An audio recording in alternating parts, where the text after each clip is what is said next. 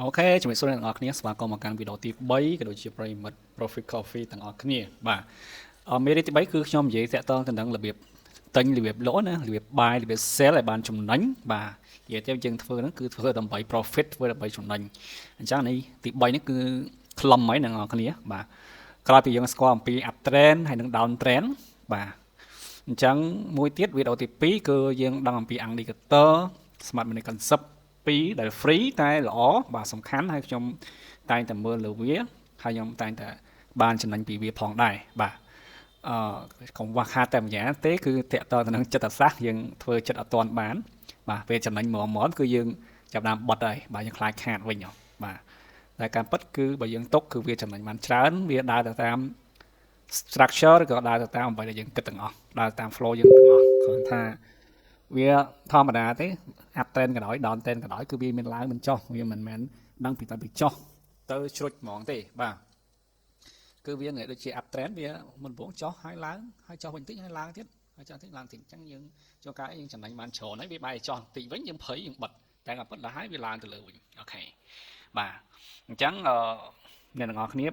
ដឹងហើយអំពី up trend down trend នៅវីដេអូទី1ហើយក៏ដូចជា indicator នៅវីដេអូទី2ដែលខ្ញុំបានបង្ហាញហើយថ្ងៃនេះគឺខ្ញុំនិយាយអំពីឲ្យអ្នកទាំងអស់គ្នាស្គាល់អំពីពាក្យបច្ចេកទេសហើយនឹងកន្លែងចូលទិញកន្លែងចូលលក់នៅកន្លែងណាសម្រាប់ indicator របស់យើងបាទអញ្ចឹងនេះគឺជា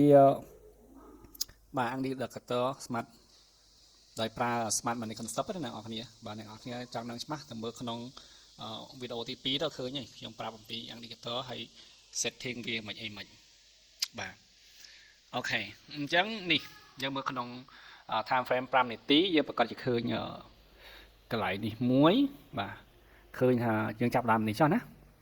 ឃើញថាទីផ្សារក៏បានឡើងទៅលើបាទចំមកក្រោមនេះក៏ឡើងទៅលើហើយទីបំផុតវាក៏បានចុះមកវិញហើយវាបង្កើតបានទៅជាពាក្យមួយគេហៅថា CHOH បាទដែលពាក្យពេញគេហៅថា change of character ហើយអ្នកនរគ្នាក៏សម្គាល់មើល change of character នេះគឺពណ៌អីគឺពណ៌ក្រហមមានន័យថា sell អ្នកនរគ្នាឬក៏គេហៅថា down trend បាទលំហូរចុះអញ្ចឹងកាលណាលំហូរចុះវាចេញ change of character ពណ៌ក្រហមអញ្ចឹងគឺយើងរកឱកាសក្នុងការ sell តើយើង sell នៅកន្លែងណាព្រោះថាចេញឲ្យតែចេញអញ្ចឹងគឺយើងត្រៀម sell អ្នកនរគ្នាបាទនេះដូចជាខ្ញុំបង្ហាញគឺ down trend អ្នកនរគ្នាវាចេញ CHOH នេះពាក្យពេញមកពាក្យ change of character change of character យើងបកប្រែជាខ្មែរមានន័យថាវាផ្លាស់ប្ដូរអត្តចរិតបាទផ្លាស់ប្ដូរអត្តចរិតណាព្រោះថាអត្តចរិតវាពីដើមវាមិនអត្តចរិតវាពីដើមគឺឡើងណាឃើញឡើងទៅរហូតឡើងស្រាប់តែវាចុះមកវិញវាចេញ CHOCH ហ្នឹងគឺ change of character មានថាវាបដូរបុគ្គលិកលក្ខណៈហើយ change of character វាចេញវាបដូរពីលំហូរឡើង trend up trend ទៅជា down trend អញ្ចឹងគឺយើងរកឱកាសក្នុងការ sell អញ្ចឹងសួរថា sell នៅកន្លែងណាបាទអញ្ចឹង sell នៅកន្លែងណាឃើញវាចុះហើយវាឡើងទៅវិញអញ្ចឹងនៅពេលដែលចុះគឺយើងរងចាំបាទរងចាំកន្លែងណាគឺរងចាំវាឡើងទៅលើវិញបាទឡើងទៅលើវិញនៅតម្លៃណាមួយបាទអាចតម្លៃ 50% នៃកម្ពូលចាស់នេះគឺយើងធៀបពីនេះមកនេះអ្នកនរគ្នាតិចខ្ញុំនិយាយអ្នកនរគ្នាអត់យល់បាទយើងធៀបនេះអានេះគឺមានន័យថាពីនេះមកបាទពីចំណុចហ្នឹងហើយមកនេះបាទអញ្ចឹងឲ្យវាយើងរងចាំបាទរងចាំឲ្យវាឡងទៅលើវិញបាទយើង sell កើតយើងមិនអាចឃើញវាចុះអញ្ចឹងចង់បណ្ដេញ sell ដល់ពេលដេញ sell ស្រាប់តែវាឡងទៅលើយើងខាតបណ្ដោយហើយពេលខាតយើងចាប់ដើមបុកពោះយើងចាប់ដើមភ័យអញ្ចឹងយើងអាចរងចាំឲ្យវាឡងទៅលើប្រហែលជាយ៉ាងហោចណាស់ក៏ 50% ដែរក្នុង time frame 5នាទីអ្នកនរគ្នាបាទនៅក្នុង time frame 5នាទីឲ្យវា pull back ឲ្យវាត្រឡប់ទៅលើវិញយ៉ាងហោចណាស់ក៏ពាក់កណ្ដាលដែរបាទឬក៏ជួនកាលអាចឡើងដល់ 60% 70% ក៏ដោយក៏មានបាទអញ្ចឹងយើងអាចត្រឹម 50% យើង sell បណ្ដេញមកណាអ្នកនរគ្នាហើយ SL យើងនៅណា SL យើងគឺនៅនេះគឺយើងដាក់ SL ផងដែរព្រោះថាជួនកាលអីទីផ្សារវាក្លុកដែរអ្នកនរគ្នាបាទយើងមិនជាដើរត្រូវរហូតទេបាទអញ្ចឹងគឺយើងដាក់ SL គឺដាក់ SL នៅលើកំពូលនេះឲ្យវាផុតកំពូលនេះព្រោះតាខាងណាផុតកំពូលនេះគឺវា change of character ថ្មីមានថាវាបដូរពី down trend ទៅជា up trend វិញបាទវាផ្ដាច់អាកំពូលនេះ chẳng cứ dương ai cho xe mà động nè 50% ទាំងអស់គ្នាអញ្ចឹងទេបាទចេះខ្ញុំឧស្សាហ៍វាស់ Fibonacci retracement បាទនៅក្នុងបាទនេះ Fibonacci retracement គឺខ្ញុំវាស់ពីកំពូលនេះមកបាទអូខេបាទវាស់ចេះអត់ត្រូវទេខ្ញុំច្រឡំបាទគឺផ្ទុយបាទចេះវិញបាទ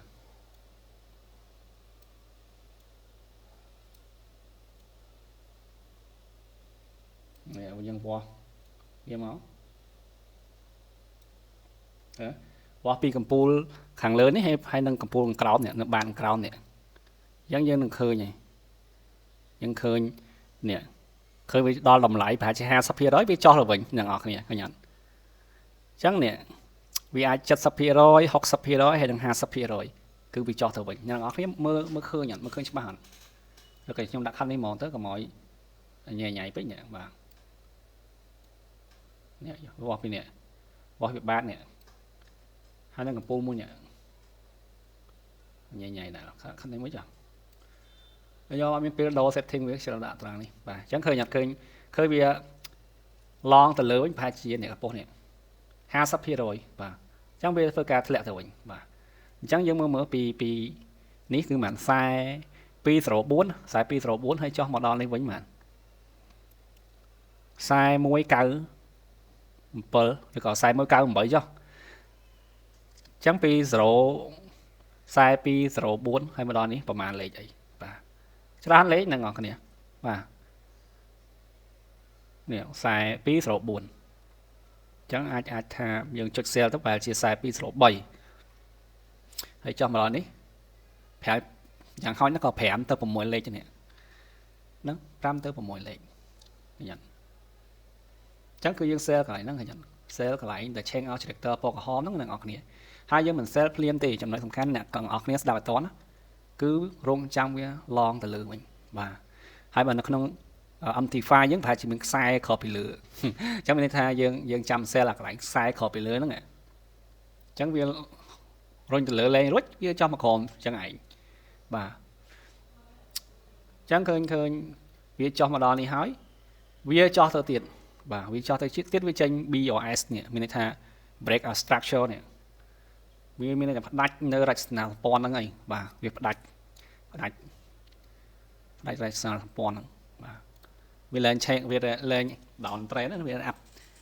វាឡើង up trend ណាវា down trend យកហ្មងបាទអញ្ចឹងអាច hold បានណាអ្នកនរគ្នាក្នុង time frame ទូចវាអាសាចេញ BOI ព្រោះថា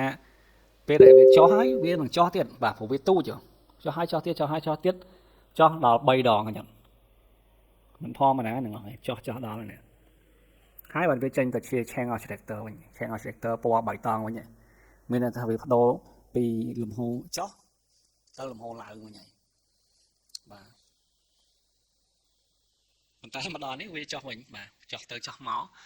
ហេតុអីព្រោះថាក្នុងលំហូរ5នាទីវាវល់អញ្ចឹងលំហូរ5នាទីវល់បន្តិចព្រោះថាវា respect ទៅលើលំហូរធំ time frame ធំ time frame 1ម៉ោងបាទអញ្ចឹង time frame 1ម៉ោងថ្ងៃហ្នឹងគឺនេះ time frame 1ម៉ោងថ្ងៃហ្នឹងគឺ change out character ពណ៌ក្រហមខ្ញុំឃើញវាចុះមកហើយឃើញវាឡើងទៅវិញបាទច្រើនលេខអ្នកនរគ្នាពី41 45ឡើងដល់បាទ42 11បើមិនខ្ញុំវល់កន្លែងហ្នឹងទៅខ្ញុំមើល time frame ទូចខ្ញុំឆាប់ sell ពេកខ្ញុំឃើញកន្លែងនេះមាន SPG មួយនេះ SPG ម្ដងនេះខ្ញុំ sell កន្លែង SPG ខ្ញុំ sell តំបន់8ជាងនេះមានណាវាបុកមកផ្ដាច់មកលើមក SPG នេះមួយទៀតអញ្ចឹងមកគេថាភាគច្រើន SPG ទី1គេអត់សូវលេងគេច្រើនលេងជាមួយ SPG ទី2ហើយ SPG ទី2គឺប៉ុណ្ណឹងឯងហើយផងខ្ញុំ hold ខ្លាំងមែនតើខ្ញុំ hold តាំងពីតម្លៃ85ខ្ញុំ hold ពីហ្នឹងមកហើយឡើងមកដល់នេះ20លេខជាងបាទហើយក៏ចំណេញបានបន្តិចខ្ញុំបាត់វិញបាត់ហ្នឹងដោយសារយើងជាប់ hold sell ច្រើនពេកអញ្ចឹងតែចំណេញមកយើងបាត់វិញហើយយើងភ័យខ្លាចវាងាយចោះព្រោះថាយើងលេងមួយ time frame តែ1ម៉ោងគឺធំណាអញ្ចឹងវាប្រើពេលយូរប្រហែលជា2ដល់3ម៉ោងវាចំណេញទៅវិញបាទនេះរាប់ម៉ោងវាចំណេញមកវិញឡើងទៅថោះនេះ1 2 3នេះចូលដល់ម៉ោងទី3បាទវាចុះវិញ3ម៉ោងខ្ញុំ sell តាំងម៉ោង 7 8ព្រឹកដល់ម៉ោងបាយបានវាចាប់ដើមចំណេញវិញបាទហ្នឹងឃើញមុនវងវាចោះមកវាបង្កើត channel selector ពណ៌ក្រហមមានលំហចោះណាអញ្ចឹងយើងមិនអាចបាយភ្លាមទេយើងមិនអាច sell ភ្លាមទេយើងរកឱកាសក្នុងការបាយបញ្ជាទៅវិញណាបាយខាងលំហធំគឺយើងបាយនៅពេលណាគឺយើងបាយដោយមើលលំហទូចនេះមើលលំហទូចនេះផឹកមិញលំហទូចវា channel selector ពណ៌ខៀវហ្នឹងឡើងបាយទៅរហូតបាទហើយសួរថាយើងទិញបញ្ជាអញ្ចឹងយើងហានិភ័យអត់គឺអត់ហានិភ័យទេព្រោះថាវាតម្រាំទៅឡើងទៅផុត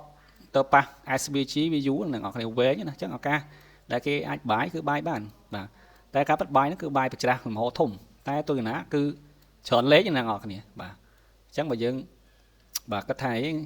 SVG structure អញ្ចឹងថាចោះសោះមិនក៏យើងទៅបាយប្រច្រាស់អញ្ចឹងបាយប្រច្រាស់មានអីគឺនេះឱកាសគឺយើងច្រើនមែនទែនបើសិនជាយើងវាស់ Fibonacci retracement គឺមានថាវាអាចឡើងទៅវិញ 50% ណោះយ៉ាងតិចណាស់ក៏ 50% ដែរហើយរឿងអីយើងមិនបាយបានវាខ្ញុំវាស់ប្រចាំទេអ្នកគ្នានេះវាស់ចាអូយ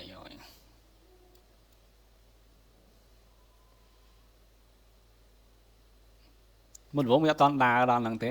យើងមិនអាចដឹងថាវានឹងដើរចាប់ដំណើរប៉ុន្តែយ៉ាងអន់បំផុតក៏វាបាន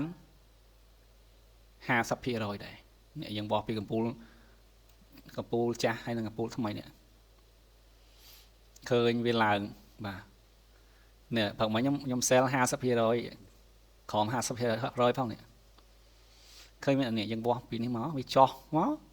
វាត្រូវការ pull back បាទនេះពេលវាចោះហើយវាត្រូវការឡើងនេះហើយយើង sell កន្លែងនេះ sell កន្លែងនេះមិនស្ពៃទេនេះឡើងទៅវិញហ្នឹងមិនដាច់ account បានហើយដល់ដាច់ account ហើយវាចោះមកវិញបានឃើញអត់អាហ្នឹងដល់យើងច្រើនជួបបញ្ហាហ្នឹងគឺអញ្ចឹងបាទអញ្ចឹងវាមិនវងចោះហើយយើងឡើងទៅវិញញ៉ាំឡើងទៅវិញឡើង 60% ជាងអ្នកនរគ្នាបានវាចោះបាទចុះថា time frame 5 10នាទី30នាទី1ម៉ោងអីហ្នឹងកុំតន់ sell កន្លែង15នាទីកុំតន់ sell កន្លែង 50% ចាំវាដល់ 60% ឬក៏ 70% ចាំ sell ហើយណាមួយក្នុងហ្នឹងវាមាន SVG នេះមួយផងបាទ SVG អ្នកនរគ្នានេះអញ្ចឹងតើវាប៉ះ SVG ហ្នឹងគឺវាចោះទៅវិញបាទតាមក្បួនគឺវាត្រូវចោះដល់នេះដល់41 45ឥឡូវវាពងរេរអញ្ចឹងកន្លែងនេះគឺគេលែងហ៊ានចូលទេព្រោះថាវាស្ទើរអ្នកនរគ្នាយើងមិនប្រកាសថាវាចោះទៀតទេព្រោះលំហូរចោះវារៀងឱកាសវាតិចណាអ្នកនរគ្នាចឹងអត់សូវហ៊ាន sell ទេខ្ញុំក៏អត់ហ៊ានចូលផ្សារដែរបើសិនវាចោះមកផ្ដាច់ហើយអាហ្នឹងយើងអូខេសង្ឃឹមហ្មងគឺរកឱកាសក្នុងការបាយប៉ុន្តែដល់វានៅពាក់កណ្ដាលស្ទើរ sell ស្ទើរបាយអញ្ចឹងពិបាកដែរអញ្ចឹងនោះត្រែយើងទៅមើល time frame ទូចថាវាពងstyle វាមិនអីនេះ time frame ទូចវាក្លុកឃើញអត់ដល់ពេលនេះឡើងហើយចុះហើយឡើងចុះប៉ុន្តែវា respect ឯតាអ្នកនរគ្នានេះវាឡើង channel selector ឡើងហើយវាចុះមកក្រោមវិញយើងចាំតែញខ្លាយនេះវាចុះតែជាមិនដល់ 50% ផងវាឡើងទៅលើវិញឃើញអត់ចឹង time frame 5នាទីអីធំផុត 50% ហ្នឹងគឺវាឡើងទៅវិញឯអ្នកនរគ្នាបាទហើយសោះបាន 50% នេះចឹង time frame ទូចវាមូវាដើរលឿនអ្នកនរគ្នាបាទនេះចិត្តមែនទេ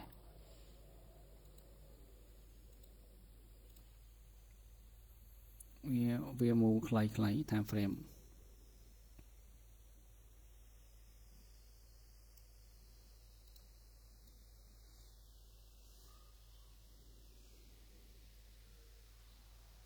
នេះប្រហែលជាវល់ហ្នឹងអ្នកនរគ្នាដូចលេខទូចពេកបើខ្ញុំវល់ក្នុង MT5 វាដូចស្រួលមើលជាងដល់នេះអត់សូវស្រួលមើលបាទ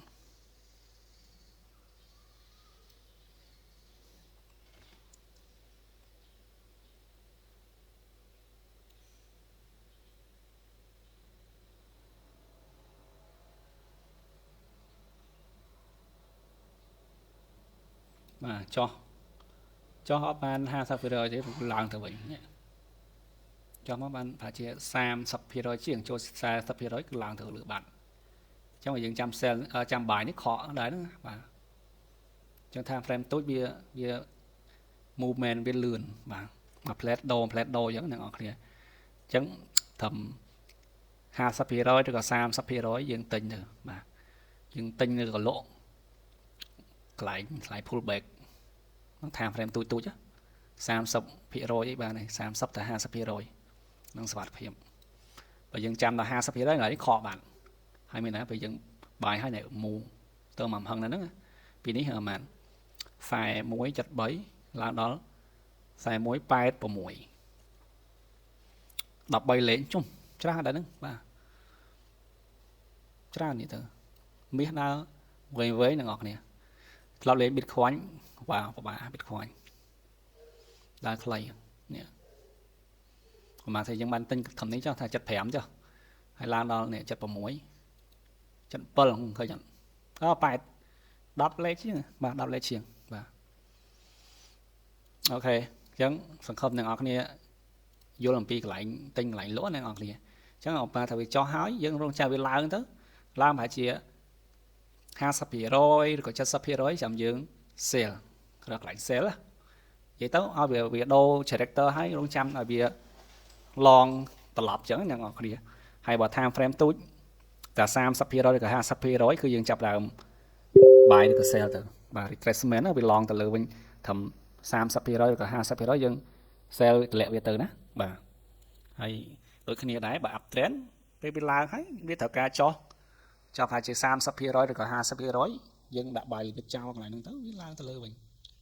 bà ok chẳng phần nào thì chắc họ có sản phẩm này họ này dối chụp nêu video cả tiết bà